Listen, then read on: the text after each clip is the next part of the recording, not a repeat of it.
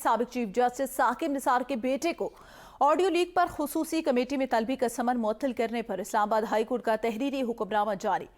Private अशखास की telephonic गुफ्तगू की रिकॉर्डिंग और ऑडियो लीक्स पर अटॉर्नी जनरल से मुआवनत तलब कर ली गई। अदालत ने सेक्रेटरी कौमी असम्बली समेत तमाम फरीकैन को नोटिस जारी करने की हिदायत कर दी।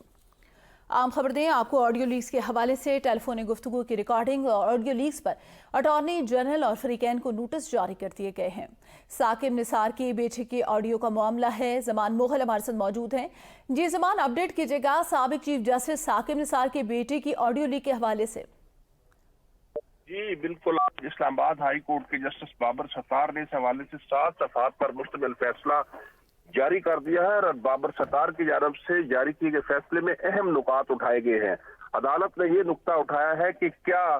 2 प्राइवेट अशखास की रिकॉर्डिंग की जा सकती है और अगर ये रिकॉर्डिंग की जा सकती है तो किस कानून के तहत की जा सकती है। उसके बाद अदालत ने अपने फैसले में ये पूछा है कि अगर ये रिकॉर्डिंग की जा सकती है तो किस कानून के तहत की जा सकती है और अगर ये रिकॉर्डिंग की गई है तो ये कौन सी अथॉरिटी रिकॉर्डिंग करती है और इस रिकॉर्डिंग को करने के बाद अगर इसको पब्लिक किया जाता है तो ये जिम्मेदारी किस पर आयद होती है। दूसरी तरफ अदालत ने ये नुक्ता भी उठाया है कि स्पीकर कौमी असम्बली 2 प्राइवेट अशखास की गुफ्तगू के मामले पर कमेटी किस कानून के तहत बनाते हैं और अगर ये कमेटी बनाई गई है तो इसकी जिम्मेदारी किस पर आयद होती है। अदालत ने बड़े संजीदा सवालात उठाए हैं और साथ हदायत की है कि आइंदा समाज तक जो समन जारी किया गया है साबिक चीफ जस्टिस के बेटे को वो मुअत्तल रहेगा और साथ आखिर पे जाके अदालत ने कहा है कि हम पार्लियामेंट के एहतराम में इस कमेटी को मुअत्तल नहीं कर रहे तो हम साथ ही अदालत ने अदालती मुआवनीन मुकर्रर किए हैं जिसमें रजा रब्बानी है, इतजाज एहसन है, मखदूम अली खान है और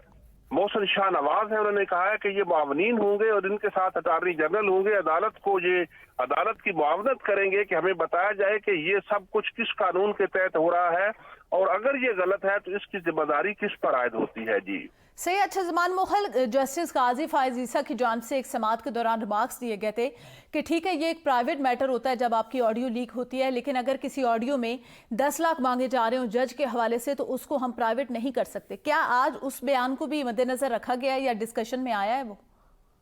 ये जो कि मामला मुख्तलिफ नौइयत का था और इसके जो पैरामीटर्स हैं वो भी मुख्तलिफ है,